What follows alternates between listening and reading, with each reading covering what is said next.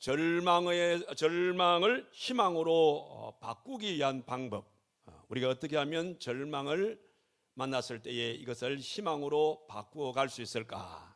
오늘 여기관해서 한 말씀을 함께 나누면서 은혜 받는 시간을 갖도록 하겠습니다. 요즘 길거리에서 우리 사람들을 만나보게 되어지면 하나같이 하는 말이 뭐냐면 참 살기 힘듭니다. 살기가 참 힘들다는 이 얘기를 많이 들을 수가 있습니다. 왜 그런가 하면 요즘 우리나라 이 정치를 봐도 그렇고 이 경제를 봐도 그렇고 모든 면에서 참 살기가 힘든다는 거예요. 특별히 정치 같은 경우는 국민들에게 희망을 주는 그런 정치가 될 텐데 요즘 우리 이 정치 사회를 보게 되어지면 하나같이 혼란스럽습니다. 그리고 화합되지 못하고 국민들에게 실망감만 주게 되어지는 그와 같은 정치를 하는 정치인들이 아닌가 이렇게 생각할 수가 있고, 또 이 경제 또한 마찬가지입니다. 경제가 어느 때보다도 요즘 힘들고 어려운 때를 우리가 지금 살고 있다고 말씀을 드릴 수가 있습니다. 요즘 우리나라의 경제를 이 젊은이들의 그 얘기 속에 들어보면 우리 젊은 사람들이 우리나라 이 경제를 5, 6도 경제 혹은 4, 5정 경제 혹은 3, 8선 경제 혹은 이태백 경제 혹 그런 말 들어봤습니까? 나는 이게 무슨 말인고 했는데 알고 보니까 이런 말이더라고요. 5, 6도란 것은 뭐냐면 56세에 퇴직하지 아니하면 도둑이라는 말을 듣는다. 4, 5정이라는 것은 뭐냐면 45세가 정년이란 말이고, 그 다음 3, 8선이라는 것은 뭐냐면 38세에 회사를 그만두어야 한다 이런 말이고, 그 다음에 이태백이라는 것은 뭐냐면 20세 태반이 백수다 이런 얘기입니다.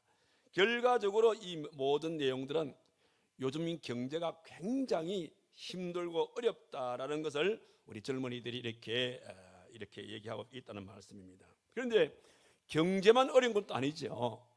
우리 학교 생활도 보게 되어지면 아직도 이 학교 생활 가운데에 왕따라는 얘기가 떠나지 않고, 또 이 학폭이란 이 말이 끊어지지 않게 되어지고, 그리고 공교육이 무너져가고 있는 이런 현실이라는 것을 볼 수가 있습니다. 그 외에도 지역 간의 계층 간의 갈등이라든지 요즘처럼 이 보수와 진보 간의 갈등이 어느 때보다도 심화되어 가고 있는 그런 현실인 것입니다.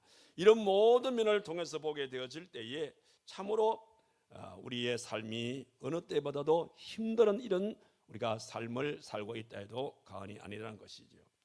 자, 그런 가운데 최근 우리 한국 사회가 과거에 비해서 현저하게 달라진 것이 두 가지가 있다고 하면, 그 중에 하나는 뭐냐면 자살률이 높아진다는 것이고, 또 하나는 이민 가는 이민 신청자들의 수가 점점 늘어나고 있다는 사실인 거예요.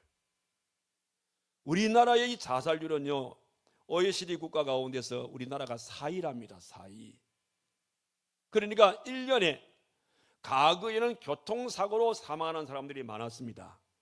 그런데 어느 때부터인지 모르겠지만은 이제는 교통사고로 죽는 사람보다 자살하는 사람의 숫자가 더 많은 이런 이제 현실이 되었다는 사실입니다.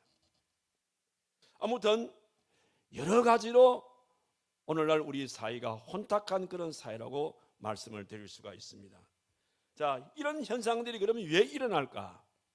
바로 그것은 전문가들의 말에 의하면 하나같이 오늘날 우리 사회가 희망을 주지 못하는 사회가 되었다는 거예요.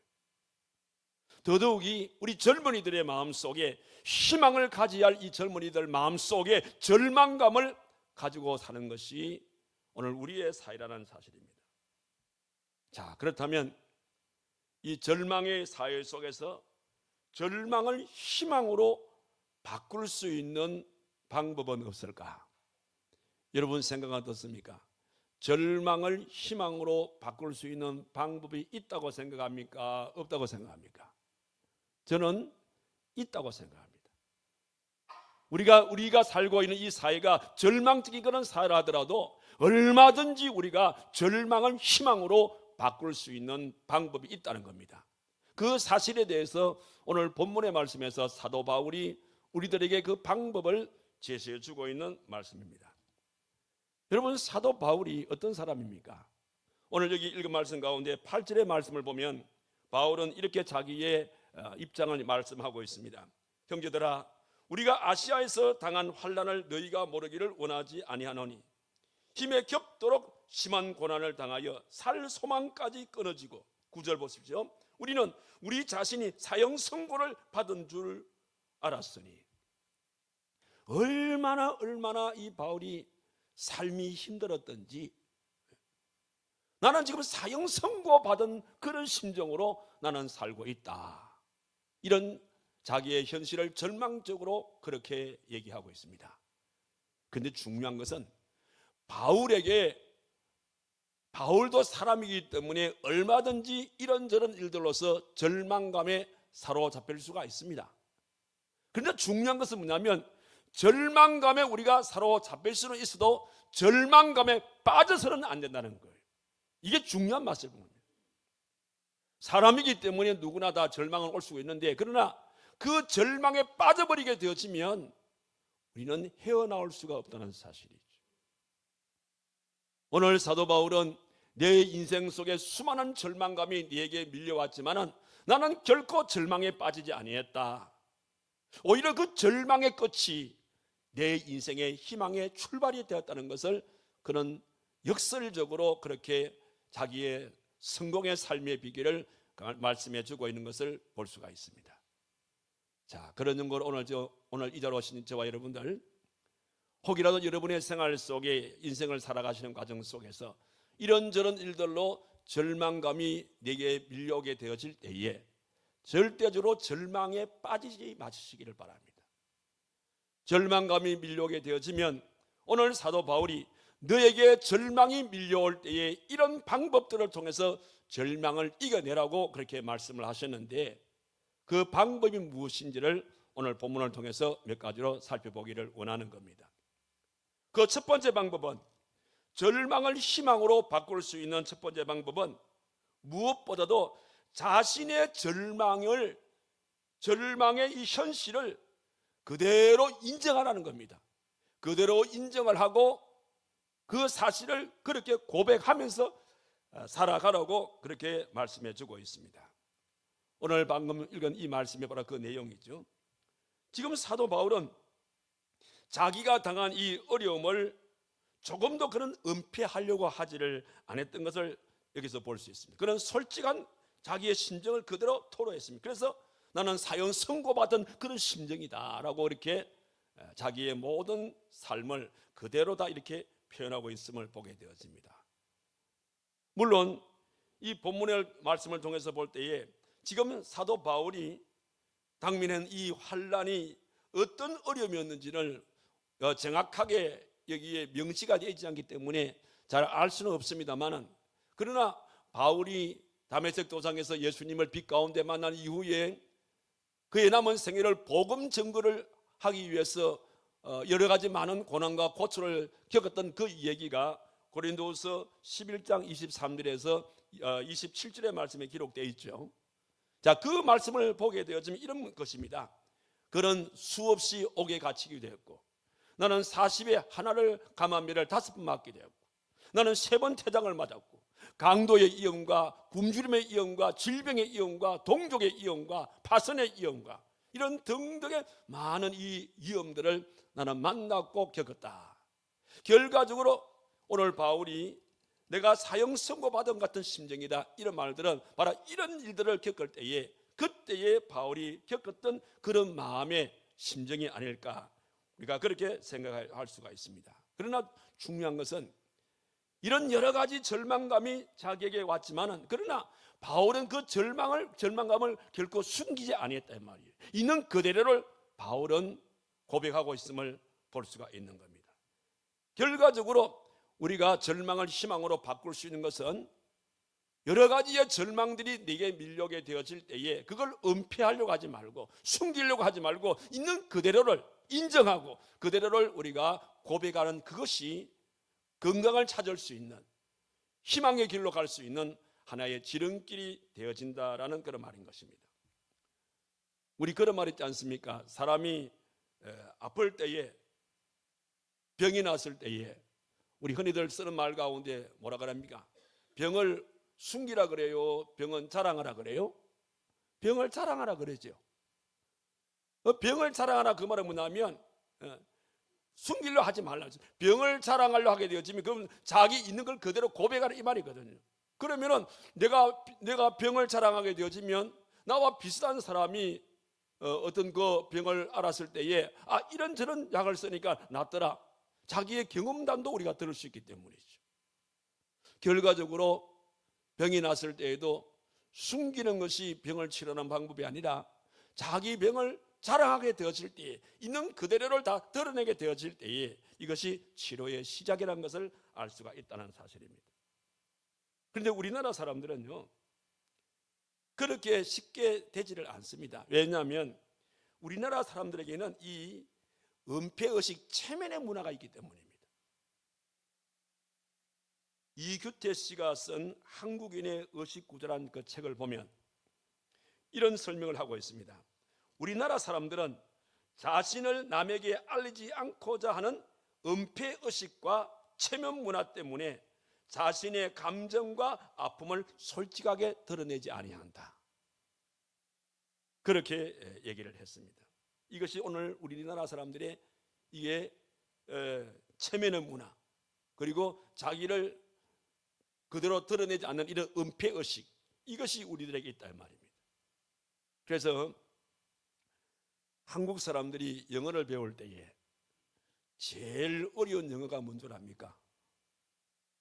우리나라 사람들이 영어를 배울 때 제일 어려운 영어가 뭐냐면 yes와 no입니다. 우리나라 사람들은요 yes와 no를 잘 몰라요. 한 가지 예를 들면 내가 지금 배가 고파요. 그 상대가 묻습니다. 배고프지요? 이렇게 물으면 여러분들은 뭐라고 대답합니까? 아니요 이렇게 한단 말이에요. 그렇잖아. 분명히 배고픈 줄 알고 내가 배고프지요? 그래서 먹을 좀 드리려고 하는데 물으니까 아니요 이런단 말이에요. 이게 한국인들의 미덕까지 보입니다. 이게 바로 은폐의식이 있기 때문인 거예요. 여러분들 외국에 나가서는 그렇게 하지 마세요. 외국 사람들이 배고프세요? 하면 때 아니요 그럼 진짜 배 안 고픈 줄 알고 안 줍니다. 굶어 죽어요. 그래서 우리나라의 그 의사요 최초 선교사로 왔던 이 알렌 선교사님께서 우리나라에 와가지고 제일 힘들었던 게 뭐냐면 예스와 노였답니다. 그래서 이 사람이 예스와 한국 사람들의 이 문화를 배울 때에 예스와 노를 이제 완전히 터득하면서 많은 시간이 지났는데 이분이 이런 얘기를 합니다. 뭐냐면 한국 사람은 예스가 노고 노가 예스다. 그걸 깨닫는 과정이 굉장히 많은 시간이 흘렀다고 그렇게 얘기합니다. 이것은 뭘 말하냐면 우리나라 사람들은 이렇게 은폐의식과 그 다음에 체면 문화를 때문에 우리는 이걸 극복하지 않게 되어지면 진짜 우리는 21세기를 바로 살아갈 수가 없는 거예요. 그래서 알코올 중독자의 모임이라는 그런 모임이 있어요. AA 모임인데 이거는 뭐냐면 영어로 말하면 알코올호리크 그 다음에 어나니머스라는 이런 단체죠. 알코올 호리크 어나니머스라는 그러니까 알코올 치료의 모임이라 이런 모임이죠.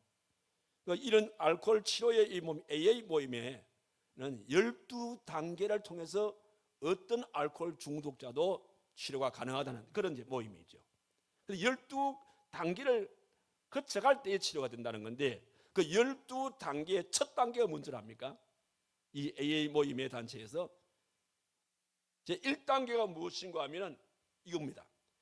나는 그동안 알코올에 무력했으며 제 삶을 수습할 수가 없었습니다. 이 고백하는 겁니다.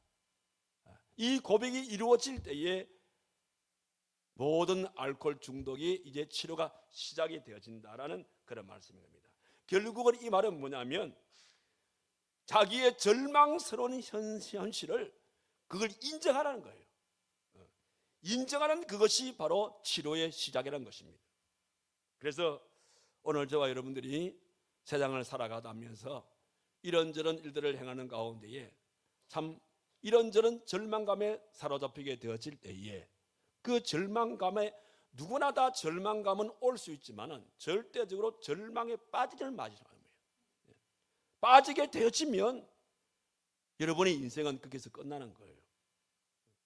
그러나 절망감이 내게 찾아온다 하더라도 빠지지 아니하고 그 절망 자체를 인정하게 되어지고 그 사실을 고백하게 되어지면 그 절망의 끝이 오늘날 우리의 삶 속에 희망의 출발점이 되어진다라는 사실인 겁니다. 오늘 사도 바울은 이 고린도에 있는 사랑하는 교우들에게 자기의 이런 경험담을 오늘 여기에 담아서 이렇게 고백하고 있는 겁니다. 그래서 오늘 저와 여러분들 세상을 살아가시면서 참 여러 가지 절망스러운 일들이 많이 일어나게 되어질 텐데 이런저런 절망스러운 일들을 만나게 되어지면 절망이란 누구나 다 당하는 것이다. 그 사실을 인정하고 그 사실을 고백하고 그러면서 나가게 되어질 때에 그 절망의 끝이 희망의 시작이라는 것을 아시고 그런 과정을 통해서 절망에서 희망으로 여러분의 삶을 바꿔갈 수 있는 여러분의 복된 삶이 되기를 주님의 이름으로 축원합니다. 그다음 또 하나는 절망을 희망으로 바꿀 수 있는 두 번째 비결은 오직 하나님을 전적으로 의지하라는 사실인 겁니다. 왜냐하면 우리 하나님께서는 때때로 하나님의 귀한 자녀들에게 욥에게 행했던 그런 것처럼 우리가 감당하기 어려운 이런 크고 작은 절망감들을 하나님께서 허락할 때가 있다는 사실이에요. 바울은 오늘 그런 이유에서 9절의 말씀 보니까 우리는 우리 자신이 사형 선고를 받은 줄 알았으나 이는 우리로 자기를 의지하지 말고 오직 죽은 자를 다시 살리시는 하나님만 의지하게 하기 위해서 그래서 우리들에게 이런저런 큰 이제 절망감을 줄 때가 있다는 겁니다.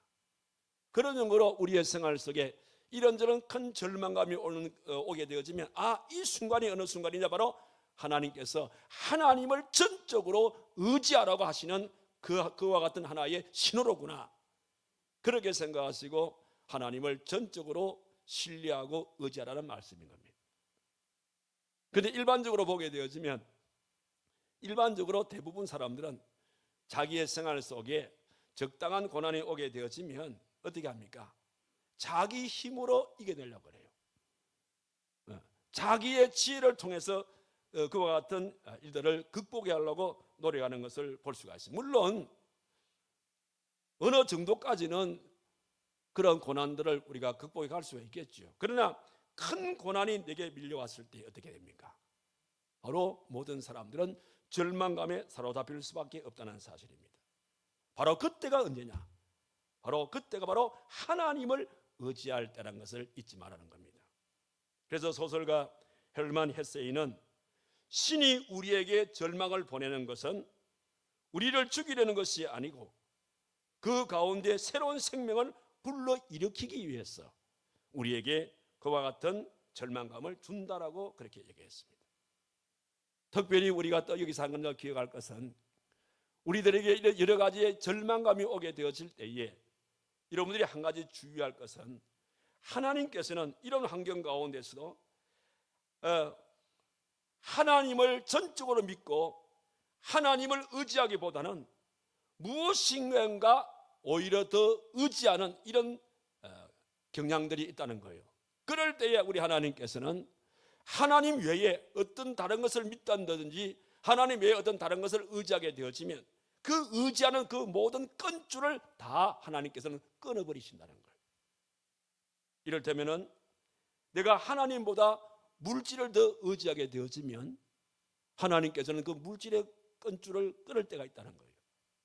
내가 하나님보다 내가 사업을 더 의지하게 되어지면 때로는 하나님께서 그 사업의 끈줄을 끊을 때가 있다는 겁니다. 내가 하나님보다도 내가 건강을 더 의지하게 되어지면 때로는 하나님께서 우리의 건강을 칠 때가 있다는 거예요. 때로는 내가 하나님보다 내 취미 생활을 더 의지하게 되어지면 그 취미 생활을 끊을 때가 있다는 것이고, 또 내가 하나님보다 사람을 더 의지하게 되어지면 역시 사람의 그 끈줄을 끊을 때가 있다는 사실인 겁니다. 그래서 오늘 저와 여러분들이 세상을 살아가시면서 내가 특별한 이유가 없는데 이런저런 절망감이 내 삶 속에 밀려오게 되어지면, 이것은 하나님께서 하나님보다 내가 더 의지하는 끈줄을 끊으라고 하는 신호이고, 그러면서 하나님을 전적으로 의지하라는 신호로구나, 그렇게 생각하시고 하나님을 전적으로 신뢰하고 의지해서, 그래서 절망을 희망으로 바꿔갈 수 있는 여러분의 복된 삶이 되기를 주님의 이름으로 축원합니다. 실질적으로 이 성경을 보게 되어지면 바울은 이런 사실을 아브라함의 예를 들어서 얘기해 주고 있어요. 여러분, 우리가 아브라함 그러면 그 아브라함의 우리가 결과만 얘기합니다. 아브라함 믿음의 조상이었다, 복의 거는 자였다, 이런 식으로 이 결과만 얘기하는데, 결과가 여러분 모든 결과라는 것은 과정이 없는 결과는 없지 않습니까? 그러면 아브라함은 어떤 과정 속에서 이런 결과가 나왔냐면, 아브라함은 한마디로 말씀을 드리면 자기 삶 전부가, 자기의 모든 생활 속에서 그 일이 크든 적든 간에 자기에게 밀려오는 모든 것들을 다 하나님에게 전적으로 다 맡겼습니다. 하나님을 신뢰하고 하나님 앞에 전적으로 자기의 인생을 다 맡겨버린 이런 사람으로 아브라함의 삶이었습니다. 바울은 이 같은 사실을 로마서 4장 18절과 19절에서 이렇게 얘기합니다. 아브라함을 바랄 수 없는 중에 바라고 믿었다. 자기의 가정에 하나님께서 복의 거는 자다, 모든 민족의 조상이라고 그렇게 말씀하시는데 불구하고 자기 나이가 100세가 가까워져도 자식이 없는 이런 상황에서 주어지는 얘기거든요. 그런 가운데서도 아브라함은 하나님을 의심하지 않고 전적으로 하나님을 의지했다. 그래 함으로써 아브라함은 믿음의 조상이 되었다라고 고백을 하고 있고, 또 히브리서 11장 12절의 말씀 보니까 이러므로 죽은 자와 같은 한 사람으로 말미암아 하늘의 흑암 별과 또 해변의 수많은 모래와 같이 많은 후손이 생육하였느니라. 이렇게 아브라함이 전적으로 하나님을 신뢰함을 그렇게 말씀해 주셨고, 바울 역시 마찬가지로 그런 맥락에서 10절의 말씀에서 뭐라 그랬습니까? 그가 이같이 큰 사망에서 우리를 건지셨고 또 건지실 것이며 이후에도 건지시기를 그에게 바라노라. 이와 같은 말씀을 하셨고, 또 시편 우리가 잘 아는 121편 1절과 2절의 말씀 보니까 내가 산을 향하여 눈을 돌리라 나의 도움이 어디서 올꼬라고 그렇게 말씀하고 있음을 볼 수가 있습니다. 그러니까 사도 바울은 자기 인생에서 이런저런 절망감이 오게 되어질 때에 그 절망은 곧 희망의 출발이다, 이 사실을 믿고 전적으로 모든 것을 다 하나님 앞에 다 맡기고 하나님을 의지했다는 그런 말씀인 겁니다. 그래서 일찍이 존 F 케네디는 이런 말을 합니다. 큰 위기는 우리를 큰 희망을 갖고 살아가는 큰 사람으로 만드는 기회가 되는 것이다, 그렇게 얘기를 했어요. 그러므로 오늘 우리에게 큰 위기가 오게 되어지면 절대적으로 우리가 그 앞에서 절망하지 말자는 겁니다. 왜냐하면 그런 절망 속에서 이 순간은 하나님께서 나를 하나님을 바라보라는 사인이구나, 하나님을 전적으로 의지하라는 그런 사인이구나. 그래서 이런저런 힘들고 어려움들이 밀려올 때에 좌절하거나 낙심하지 마시고 우리가 하나님을 바라보시면서 그러면서 모든 것을 하나님께 다 맡기고 하나님을 의지하게 되는 그 순간, 그 절망의 그 순간이 기적의 출발이 되어진다는 사실인 거예요. 그런 맥락에서 절망의 끝은 희망의 출발점이라는 것을 여러분 마음에 새기시고, 이런저런 크고 작은 인생의 절망이 내면에 밀려오게 되어질 때에, 그래서 앞서 말씀드린 대로 절대적으로 절망에 빠지지 마시고 지금 이 순간이야말로 하나님 앞에 나의 모든 걸 다 맡기면서 하나님을 의지함으로써 이 절망의 끝이 희망의 출발점이 되도록 만들어야겠다라고 생각하시고 하나님께 모든 것을 다 맡김으로써 이런 절망이 새로운 희망의 출발이 될 수 있는 삶을 사는 여러분이 되기를 주님의 이름으로 축원합니다. 마지막으로 절망을 희망으로 바꿀 수 있는 세 번째 비결은 뭐냐면 서로가 서로에게 희망이 되어 주라는 거예요. 여기 11절의 말씀을 보십시오. 자, 이게 보니까 뭐라 그랬습니까? 너희도 우리를 위하여 간구함으로 도우라. 이는 우리가 많은 사람의 기도로 얻은 은사로 말미암아 많은 사람이 우리를 위하여 감사하게 하려 함이라. 이렇게 말씀했습니다. 자, 이게 무슨 말인가 하면 우리가 자칫 잘못하게 되어지면 우리가 절망이 왔을 때에 하나님을 의지하게 되어지면 하나님께서 모든 절망을 희망으로 바꿔주시더라. 우리가 거기까지만 알아서는 안 됩니다.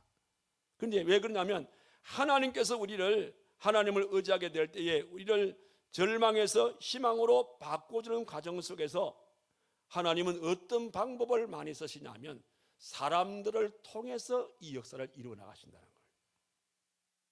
다시 말씀을 드리면 하나님을 의지하는 동시에 하나님께서는 우리를 절망에서 희망으로 바꾸는 과정 속에는 다수가 사람을 통해서, 하나님을 의지하는 자에게는 사람을 통해서 절망을 희망으로 바꾸어주는 예가 많다는 사실인 겁니다.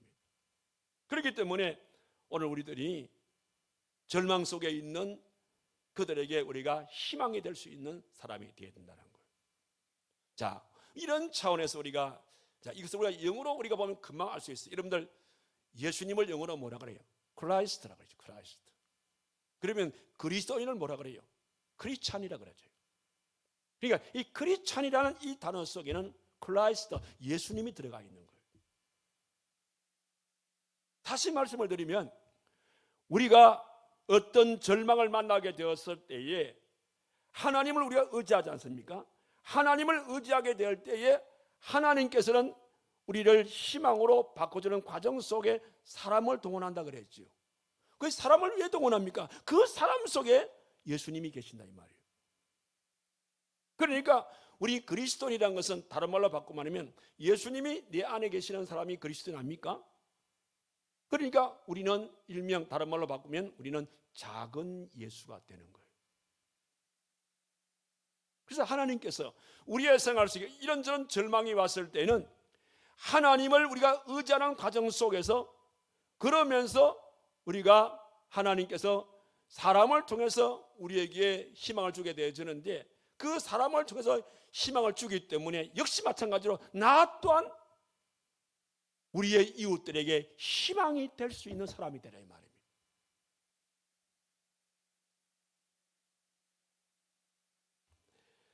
제가 가끔 한 번씩 이 강단에서 우리 활천 제일교회 그 개척 초기에 일어난 일들을 제가 소개하는 데가 있었죠. 그 중에 하나가 뭐냐면 우리가 과거 땅을 이제 매입을 해서 거기다 50평 교회 건물을 짓기 위해서 이제 설계를 해가지고 그 당시 이제 지금은 김해 시지만은 옛날에는 김해 업이었어요. 업 이제 우리 건축가에다가 도면을 이제 허가받기 위해서 넣으니까 반려가 돼 나왔어. 왜 반려가 됐냐면 여기에 건물을 짓게 되어지면 들어가는 진입로가 없다는 거예요. 그래서 사실 내가 그걸 알기 때문에 땅을 사기 전에 건축가를 찾아가서 여기다가 교회당을 지으려고 그러는데 여기에 이게 허가가 가능합니까? 그러니까 분명히 담당 그 개원이 된다고 했단 말입니다. 근데 그 사이에 우리와 엇비슷한 이런 이제 그 교회가 교회당을 지으려고 그러는데 이제 안 된다 그러니까 저 위에 사람의 손을 써가지고 강제적으로 옛날에 요즘은 그렇게 할 수 없는데 옛날에는 그게 가능했어요. 눌려가지고 허가를 받은 이것이 하나의 화근이 된 겁니다. 그래서 우리가 비슷하니까 이건 안 된다는 겁니다. 그런 가운데 있을 때에 제가 그 땅을 사는 그 현장에 와서 하나님 앞에 무릎을 꿇고 참 하나님 앞에 엎드려 기도하는 가운데에 제가 간증했죠. 마가복음 9장 23절의 말씀, 할 수 있거든이 무슨 말이냐, 믿는 자에게는 능치 못할 것이 없느니라 라고 하시면서 절망에 있는 저에게 희망을 주신 겁니다. 그러면서 보세요, 막보러 하는 것이 아니라 내 마음속에 두 사람을 내 머릿속에 기억나게 했어요. 한 사람은 뭐냐면 내가 과거에 섬겼던 그 교회의 한 장로님, 아주 그 마을 주변에 아주 좋은 그런 하술이 좋은 그 장로님이 한 분 계세요. 그 장로님을 찾아가 보라는 겁니다. 찾아가 보고 그 장로님과 함께 시장을 찾아가 보라는 거예요. 그 당시 시청사가 지금 이 청사 쪽으로 이렇게 이제 이전할 때였습니다. 굉장히 바쁠 때 아닙니까? 그래서 하나님께서 절망에 내가 빠져 있는 나에게 그 장로님을 찾아가 보고 그리고 그 장로님과 함께 시장을 찾아가 보라 했는데 참으로 제가 놀랐습니다. 장로님을 찾아갈 때 마치 장로님께서 저를 기다리고 있는 것처럼 반갑게 맞이해 주었고, 그래 같이 가보자. 제가 긴 설명을 하잖아요. 그래 같이 한번 가보자. 마치 기다렸다는 것처럼 그렇게 얘기하시더라고요.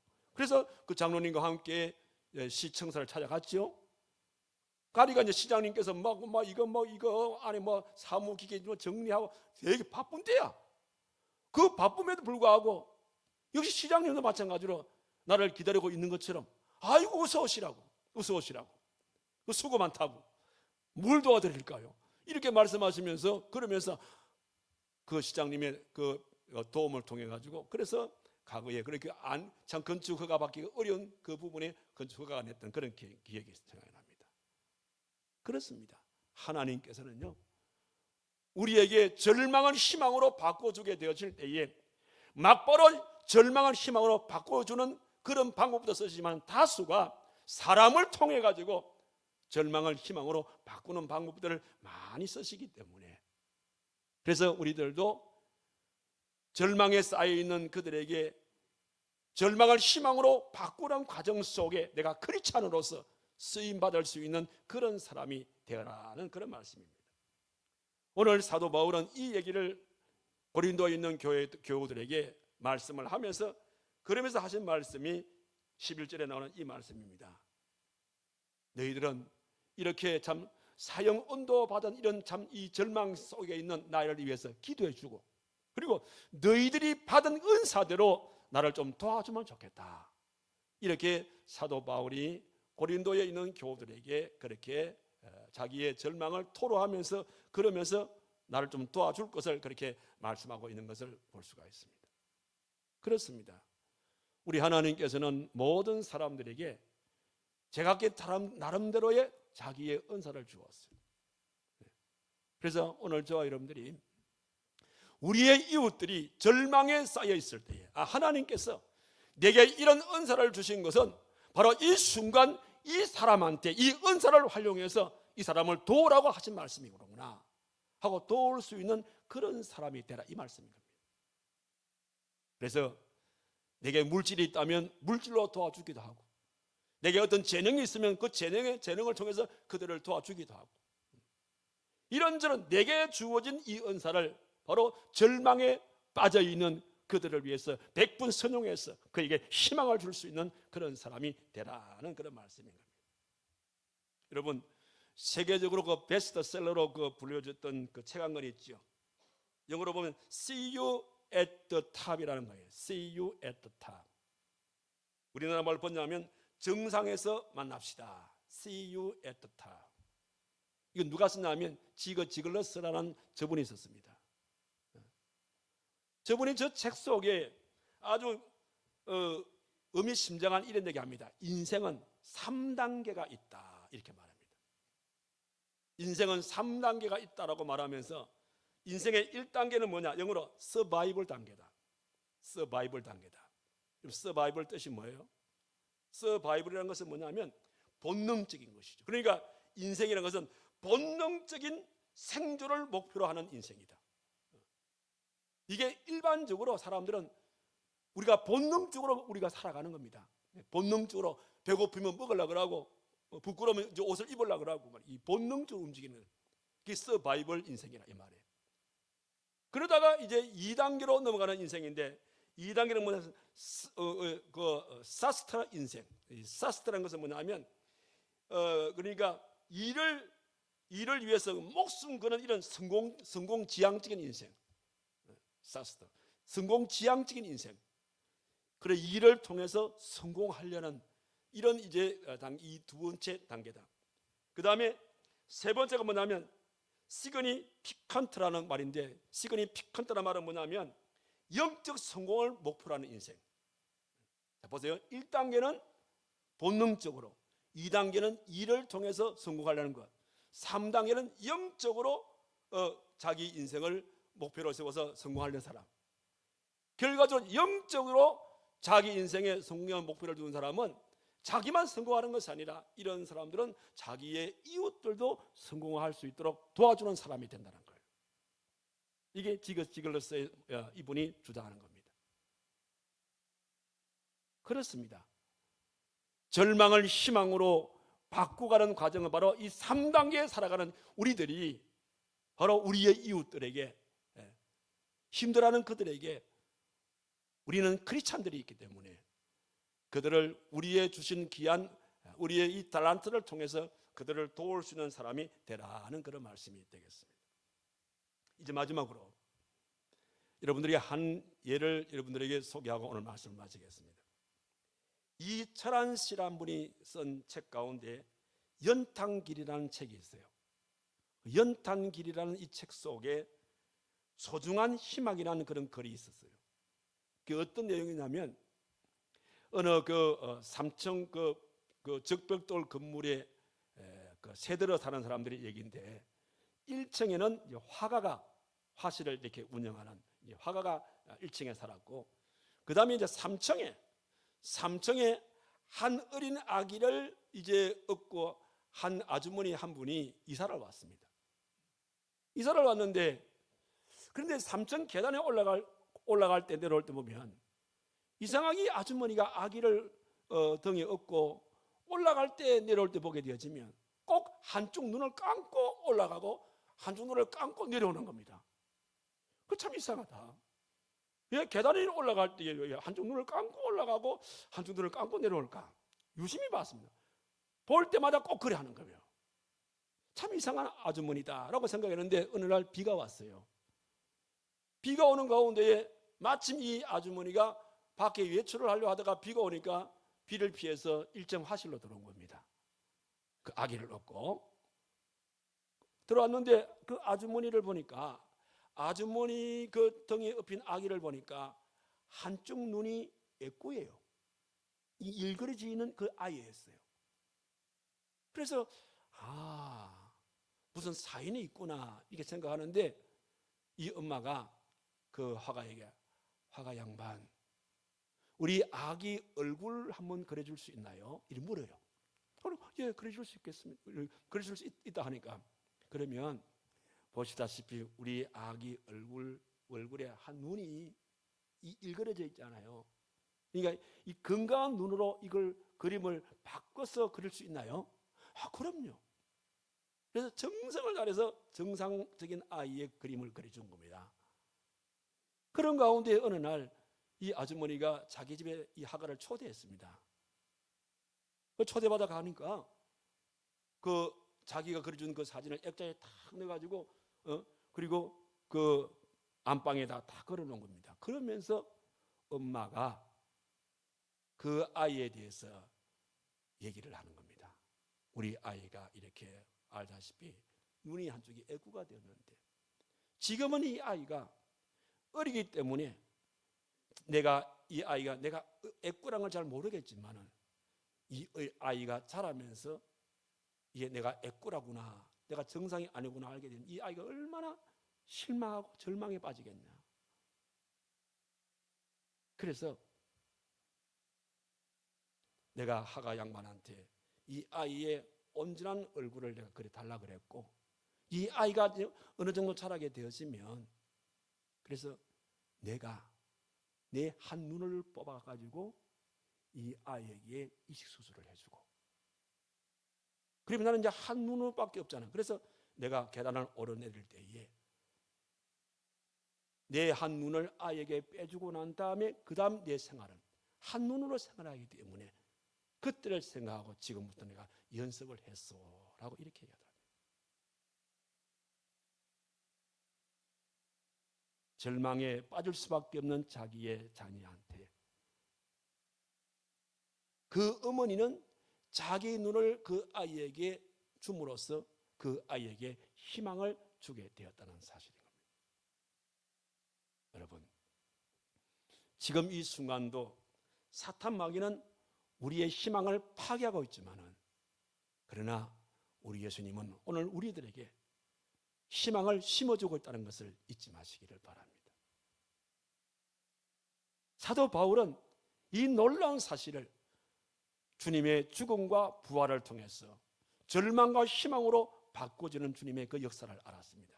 그래서 사도 바울은 이제 고린도에 있는 교우들에게, 또 로마에 있는 많은 우리 믿음의 성도들에게 말씀하기를, 로마서 5장 이제 3절 이하의 말씀에 이 희망에 대해 이렇게 말하고 있습니다. 다만 이뿐 아니라 우리가 환난 중에 절구하나니 이는 환난은 인내를, 인내는 연단을, 연단은 소망을 이루는 줄 알미로다. 소망이 우리를 부끄럽게 하지 아니함은 우리에게 주신 성령으로 말미암아 하나님의 사랑이 우리 마음에 부은 바 됨이니라. 이렇게 말하면서 절망에 있는 우리들에게 소망을 주시는, 희망을 주시는 하나님을 우리가 의지할 때에 우리는 절망에서 희망 속에서 살아갈 수 있음을 우리에게 말씀해 주셨습니다. 그런 점으로 오늘 저와 여러분들 세상을 살아가시면서 사람이기 때문에 우리의 생활 속에는 이런저런 일들로서 얼마든지 우리가 절망을 우리가 만날 수가 있습니다. 그러나 오늘 말씀처럼 절망을 만날 수는 있어도 절대적으로 절망에 빠지지는 마시기를 바랍니다. 그래서 사도 바울처럼 내 생활 속에 절망이 올 때에 그 절망을 은폐하려고 하지 마시고 있는 그대로를 인정해 주시고, 그리고 그 사실을 고백하시기 바랍니다. 그것이 절망이 희망으로 바뀔 수 있는 지름길이 되는 겁니다. 그리고 어떤 절망이라도 모든 것을 하나님을 의지하고 맡길 때에 하나님께서 우리의 절망을 희망으로 바꿔주실 것이고, 또 우리 하나님께서는 우리가 이 절망을 희망으로 바꿀 때에 하나님이 직접적으로 바꿔주는 방법도 있지만 대부분이 사람을 통해서 우리에게 희망을 심어주는 방법도 있다는 것을 잊지 마시고, 그래서 내 생활 속에 나도 누군가를 통해서 절망에서 희망을 얻었다면 나 역시 마찬가지로 절망에 있는 우리 이웃들에게 내가 희망을 줄 수 있는 그런 사람으로 살아갈 수 있는 우리 모두의 삶이 되기를 주님의 이름으로 축원합니다. 기도하겠습니다. 고마우신 살아계신 하나님 아버지, 오늘도 귀한 말씀을 통하여 우리가 절망에 사로잡혀 있을 때에 절망을 희망으로 바꿀 수 있는 방법이 무엇인지를 바울의 삶의 고백을 통하여 우리의 마음속에 깊은 신앙의 교훈을 허락하신 하나님께 진심으로 감사를 드립니다. 우리의 생활 속에 크고 작은 절망이 밀려오게 될 때에 우리는 그것을 은폐하려고 하지 말고 있는 그대로 인정하고 고백하는 그 순간이 절망이 희망으로 가는 길임을 오늘 깨닫게 되어졌고, 우리의 또 생활 속에 수많은 절망이 찾아왔을 때에 우리는 전적으로 하나님을 의지할 때에 하나님께서 우리에게 희망을 심어줄 것을 말씀해 주셨고, 또 방법 또한 역시 마찬가지로 하나님께서 사람을 통해서라도 우리에게 희망을 심어준다고 오늘 우리에게 말씀해 주셨습니다. 이와 같은 이 세 가지 방법들을 통하여서 나도 절망에서 희망을 가지고 살겠지만 우리의 이웃들에게도 절망 속에 있는 우리 이웃들을 나로 하여금 희망을 심어줄 수 있는 그런 삶의 모습으로 우리의 삶을 아름답게 수놓아갈 수 있는 복된 삶이 될 수 있기를 늘 하나님 우리가 기도하고, 그래서 그런 작은 예수의 삶을 살아가는 우리 모두의 삶이 되도록 하나님이 크게 축복하여 주시옵소서. 예수님의 이름으로 기도하옵나이다. 아멘.